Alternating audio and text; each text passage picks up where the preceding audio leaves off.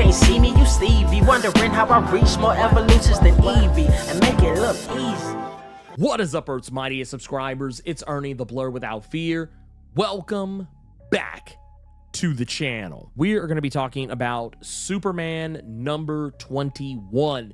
This is the issue that, now with Lois Lane's Superwoman powers having been revealed to actually be General Zod's Kryptonian powers and how she got them, all that stuff has been revealed now, and you can check it out in this video that's right up here. But also the other thing we got to talk about is the fact that Clark, he is still worrying about Lois because of Doomsday, who is the new time trapper. Clark knows that Lois might be on borrowed time because we know that she got her powers from somewhere. We know where it comes from, but so far, Clark doesn't seem to be aware just yet. It's one of those things that it's still being mused about by the atoms. No one knows this information yet outside of the readers. So at this point, Clark is in struggle mode. And Doomsday, not the time trapper version, but the present day version of Doomsday, he is locked away in Supercore after his fight with Clark in the previous issue. And this kind of opens up the doorway to the thing that we talked about with the previous issue. And that is one of the new mysterious figures that has been introduced, a guy who looked eerily like Doomsday from back in the original Death of Superman back in the 90s. The thing that's really wild about this issue is that while all this stuff is going on, Superman and Superwoman are trying to have a date night that is not really working out as well as probably either of them would have hoped. But we see that while all of that is going on, the mysterious figure from the end of the previous issue arrives at the end of this issue. It seemed pretty obvious that he was a Doomsday, but it turns out this guy isn't a Doomsday. As a matter of fact, he is very, in all likelihood, a citizen of Calaton, what was left of it after Doomsday ran roughshod over it back during the, I believe it was kind of like the mid-90s. There was a story arc back then called Superman Doomsday Hunter Prey, and in that story arc, Doomsday cut a swath across Calaton, and he's probably done it again since then, most likely. But these are actual people who are survivors of Doomsday's destruction, and not just on Calaton, most likely, probably from other planets in the DC Comics cosmos, I would imagine. But it seems like most of them are probably from Calaton. And the reason why they're wearing the garb that they're wearing is not because they are Doomsdays, but because they're wearing Doomsday's costume as a death shroud, something as a reminder of who stole their lives from them and effectively took everything that they ever cared about away from them. And right now they're actually posing what is effectively an ultimatum to Superman, because they know that Superman recently defeated Doomsday and is holding him captive. Now, this is where things are going to get a little messy for Superman, and this is where we're going to be playing a lot of speculation here. Before we get any further in today's video, I want to take a moment to give a shout out to today's sponsor, Global Comics. Global Comics is the #1 digital comics app out there on the market, and second place isn't even close. They've got everything from DC Comics, Dark Horse, Boom Studios, AWA, Image Comics, Dynamite Comics, tons of different imprints, as well as tons of verticals and even manga. And Global Comics is also home to plenty of indie comics if you want to get away from some of the more mainstream stuff. And one of the best parts about Global Comics is that they love you, Earth's mightiest subscribers, so much that they are willing to give you a special offer. That's right. If you click the link in the description or pinned comment below, it'll take you straight to the Global Comics website. They normally run a 1-year unlimited subscription that lets you read everything on the platform. Usually it runs about $89.99, but because they love us so much, if you click that link, it'll actually give you 33% off your entire first year subscription. Not only that, you can click the QR code right over here and it'll take you to your app store of choice.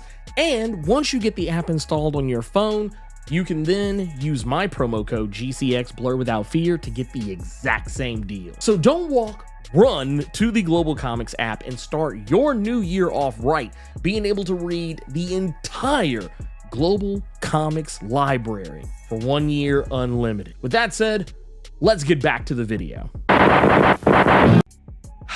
Superman is right to be worried about these people. I mean, yes, on paper, it seems like a bright idea. Wait a minute, these guys from Calaton, they want to come along and take Doomsday off Superman's hands. Whether he wants to give Doomsday up willingly is another story altogether, but if they have to use force, they're more than happy to take Doomsday by force and unleash their mercilessness on the people of Earth in the process. Now, I could see someone thinking, well, why doesn't he just let them take Doomsday? That doesn't work that way. Because as I talked about in the previous issue, and I think what's kind of common knowledge by this point for a lot of like diehard Superman readers, Doomsday can't really die permanently. So even if they took Doomsday, exacted their revenge upon him, he would come back stronger. And even if they had the means to kill him a second time, he would only come back stronger from that, and stronger and stronger and stronger. And however he was killed the first time, he's not gonna get killed that same way the next time.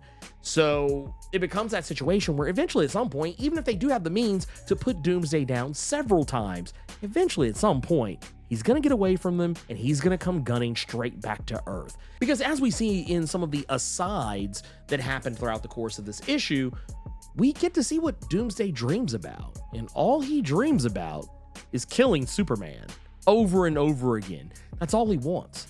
That's his heart's desire, is to kill Superman. So even if the Calatonians took Doomsday to the far-flung reaches of space, Doomsday would find a way to get back to Earth. Some way, shape, form, or fashion, he would do it. So you now see the impossible situation that Superman finds himself in.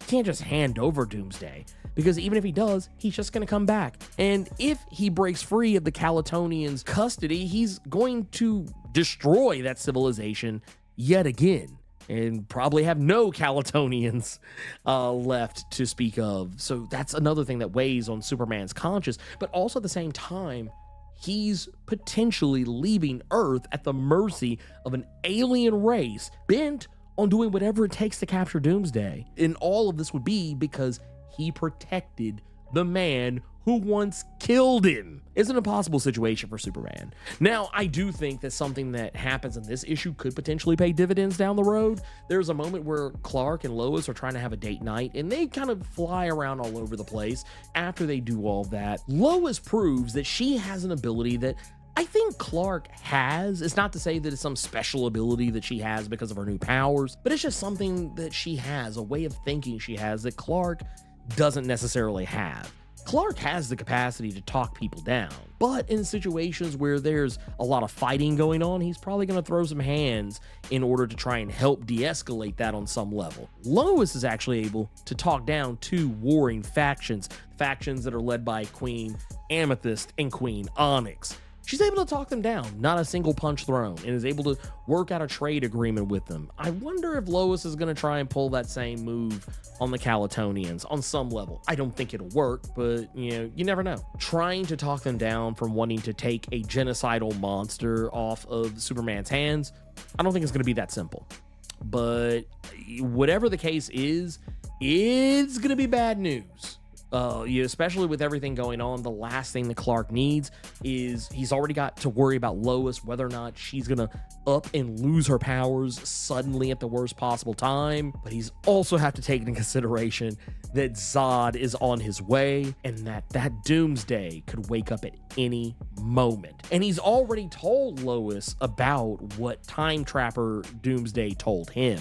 And Lois is pretty gobsmacked by it, but they have so many problems to worry about right now that it probably seems like the least of their problems. But man, I wouldn't want to be Superman right now for anything.